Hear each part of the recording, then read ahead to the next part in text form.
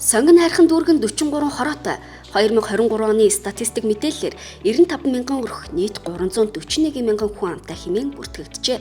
Гэвч орон нутгийн шилжилтэд дагаад түр оршин суугч жил ирэх бүр нэмэгдэж, тэр хэрээр хүүхдийн эрхийн зөрчил нэмэгдэж байгаа нь анхаарал татаж байна.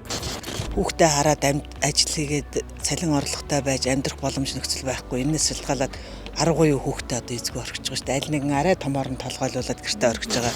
Эцэг их асран хамгаалагч нар өөрсдөө ахуйн хүрээнд арх согтууруулах ундааны зүйлийг хэтрүүлэн хэрэгэлдэг. Аюултай орчинд одоо хүүхдийг орхидог. Хүүхдийн ер нь үл хайхрах хүчирхийлэл айгүй их өртдөг. За энэ хүүхэд сургууль алах болсон нөхцөл байдал бол 2022, 23, 24 оны байдлаар бол авч үзсэн. За ингээд нийтдээ бол энэ 3 жилийн хугацаанд бол 205 хүүхэд алга болсон гэсэн тоо өндөр тоо гарсан. Хамгийн их гэмтрэг үйлдэгдсэн хүүхэд хохирсон дүүргийнхөө хороодод за мөн хамгийн их гэмтрэг үйлдэгдсэн сургуулийн захиргаанд зэрэг одоо бид прокурорын мэдээллийг бол хөргүүлж ажиллаж байна.